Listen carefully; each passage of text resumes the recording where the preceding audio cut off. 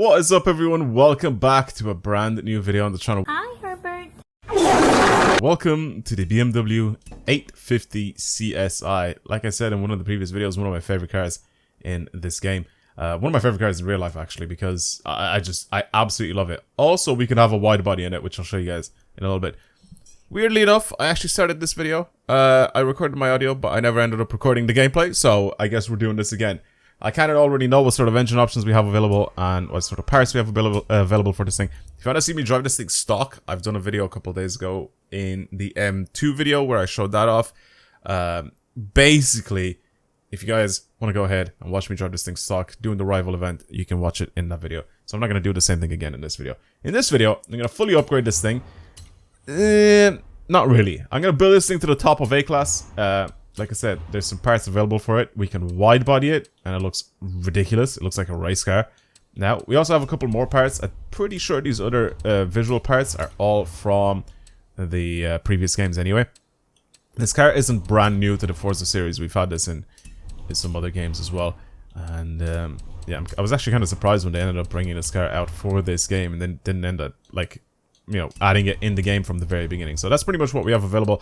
I'm going to keep the Ninja Star wheels, but I am going to go ahead and wide body it because it just looks ridiculous. And since we're turning this thing into some sort of a race car, I kind of want that. We can still have all the weird aero and stuff like that added onto this thing. And I'm not going to. I really don't want to do it.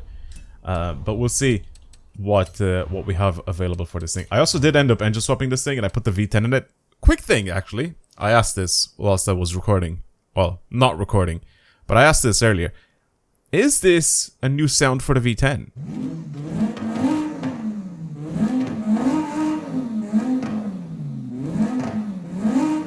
I thought it was a lot more like screamy. No? Maybe not. Anyway, we have a diesel engine we can slap in it.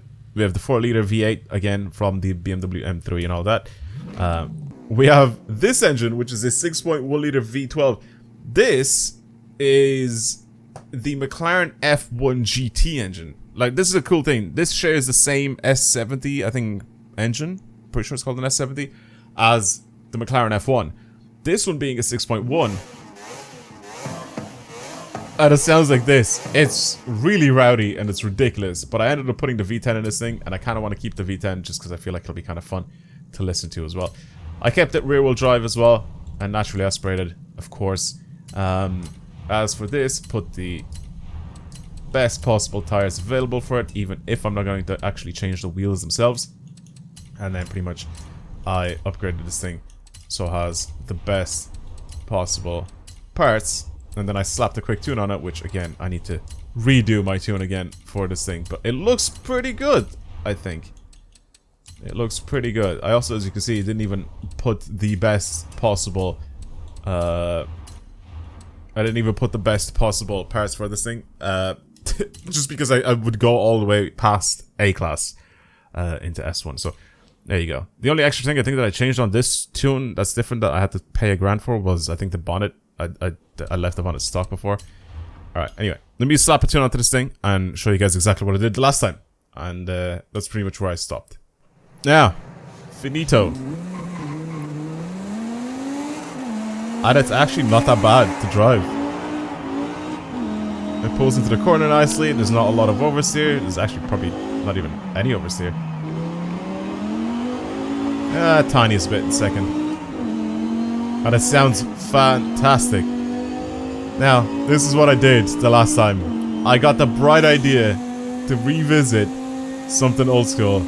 Something like the Golden Toge. It's been a while, and I'm like, you know what? Let's give it a shot and see if this is capable on the Golden Toge. Like I said, it's been a while. I don't really go on this anymore. I remember when I used to go on this track pretty much all the time to test out all of my cars, but not anymore. And it's been a good while. So I was like, you know what? Let's try it again with the BMW 850 CSI and see what it's like on the Golden Toge. See what sort of time we can put down. Like I said, since it's been a while, I feel like I'm gonna crash quite a bit. Hopefully not, because it's only A-Class. But yeah, let's see. Also, really good sounding car, especially from the interior. So I'm kind of excited to do a cockpit run with this thing. I'll show you guys the exterior as well afterwards when I'm done. Oh yeah, brakes are really good as well. That's the one thing I said the last time. Brakes are really, really good on this car. I still kind of remember like how to go around this track. I feel like I've done so many laps of this. Where it'll be difficult to forget. It's like the Nürburgring, right? I've easily done over 1,000 laps of the Nürburgring on multiple games, right? Because I've been playing Gran Turismo from way back in the day. And then I've done hundreds of laps on Gran Turismo and then hundreds of laps on Forza as well, so I genuinely feel like I've done over 1,000 laps on the Nürburgring. And I still know that track like the back of my hand. Like I can visualize pretty much every single corner on that track. It is pretty ridiculous though, isn't it? I've never been there in real life, but I've been there virtually and I still know like every single corner. It is pretty mad.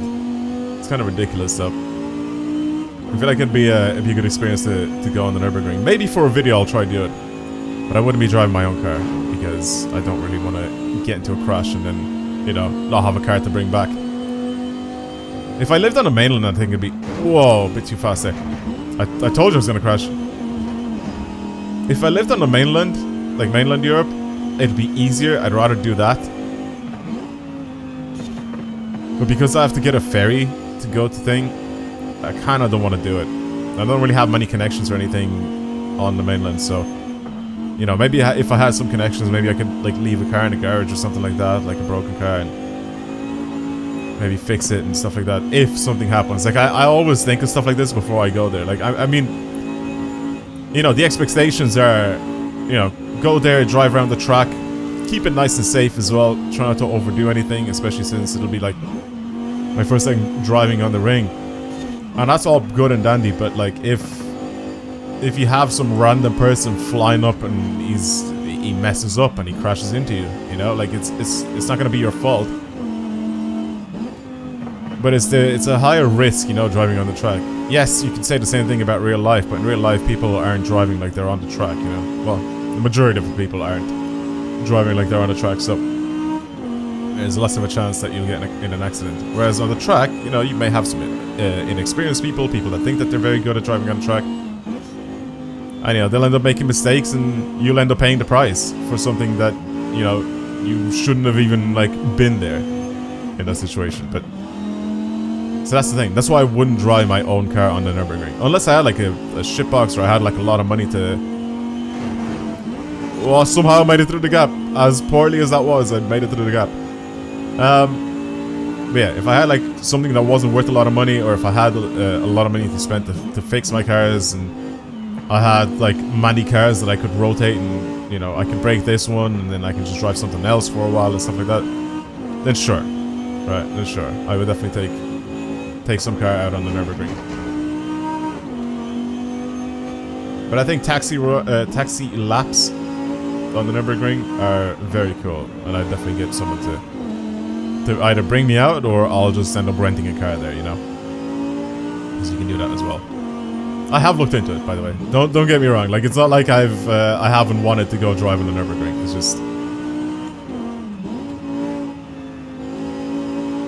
just hasn't come up yet. Alright, this isn't a very quick car around this track. I'll tell you that now. Acceleration-wise, it feels a little sluggish. And not only that, but I mean, this is a heavy engine, this V10. And the car itself, I think, is quite heavy as well, isn't it? It's like still like 1,600 kilos or something like that. So it's not particularly a light car. My driving wasn't great either. Honestly, I thought I was going to do a lot worse. I thought I was going to clip one of the little pixels in the wall and it would stop me dead in my tracks, but I haven't actually done that at all. Yes, look at that. 442. Was this a good time back in the day or not? One second, let me open up my Discord and have a look at it.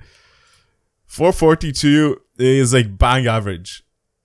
I mean, compared to some of the times that people send over, alright, so these are some of the tunes that people have sent over. Like the fastest A-class car that we've had around the track, I think so, was like a 435 that you guys have sent over, you know, like a regular car, not like OP something meta.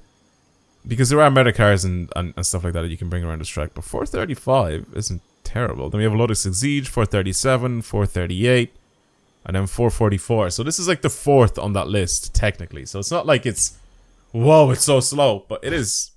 I'm going to call this kind of bang average. Because I think there are cars that are significantly faster than this, but you probably would call them like meta cars, you know? Yeah, I like the 850 CSI. I really do. This engine too as well. Like I said, I've driven this thing stock because I've driven it with the standard engine, so if you guys want to go watch that, you can feel free to watch it. You can just go watch it on the channel. But yeah, I wanted to try something different. I wanted to try put the V10 in it and see what it's like, so that's kind of what I wanted to do. Yeah, I think a lighter engine would probably be nicer. Other than that, I think the tune itself is quite alright. It isn't that bad. It kind of lacks a little bit of grip, weirdly enough, even though we're on slick tires and super crazy wide tires as well, which kind of didn't really make a lot of sense. Because this technically should literally be on rails, but I think the weight of the car kind of pushes it wide a little bit. Because like I said, it's still kind of heavy for what it is, but yeah. I mean, it is supposed to be a big GT car, you know, from back in the day, so it was already heavier. But I think if we end up putting maybe the V8 in this thing, you know, we could probably try and put that in. And then I'm trying to think of like a light engine, you know, that we can put in it. And even if we'd have less horsepower, maybe I can put the full, like, fledged weight reduction kit on this thing. So we can get this thing to be lighter. And even though it'll have less power, it should probably be a little bit better at handling corners on this track. But that's if I want to build it for this track. If I want to build it for something else, I think the grip is fine for different tracks. I think we need more power though if we're on any sort of other track. I think the balance of this thing is not fantastic. But the way I built it is fine. I like the way it turns in. I like the grip that it has out of corners and all that sort of stuff. It's fine. I just feel like it could be better. There you go. I just feel like it could be better. But yeah, that was it. BMW 850 CSI. I'm happy that it's back in the game, and I'm happy that I got to drive it again. I'm probably going to be driving this thing for quite a while. I'm probably going to build it for something differently as well. If you guys have built it for anything else, let me know down in the comments below. I'm down to try and see what people have built this thing for. Maybe you built it for, I don't know, drag racing and it's really good. Maybe you built it for drifting and it's really good and I haven't tried it, you know? So, I'm definitely down to try maybe in a future video or just for myself to play with. I'm definitely down to change up the tune on this thing. But yeah, boys, that's it. Thank you, and girls, maybe. It was like 2 girls probably watching this video, but thank you very much for watching. I hope you guys enjoyed today's video. If you want to see more videos like this on the channel, then of course subscribe. Like this video if you enjoyed it. And I know that you guys that are watching the videos right now, is about 60% of you guys, more than half of you guys that are watching the video right now that aren't subscribed to the channel, and you're just checking out the video. If this isn't your first video that you're checking out and you've seen multiple ones and you like the stuff, subscribe to the channel. It helps a lot, more than you think anyway. Alright, well, I'm getting close to the gap here. I actually want to see how close I was to the wall. I did crash, but I want to see how big the gap is compared to this car. Oh, it's pretty narrow. This is a wide car, especially with the wide body that I put on it. There are some cars that I brought through that gap that it's just not recommended. Some really, really wide supercars and hypercars that I brought through that gap. And it's not recommended to go full throttle or full speed through that gap. Anyway, well, I'm gonna let this run finish off. You guys can enjoy the rest of it, and you can enjoy listening to it. But like I said, for now, that's it. I'll see you guys later. Goodbye, everyone.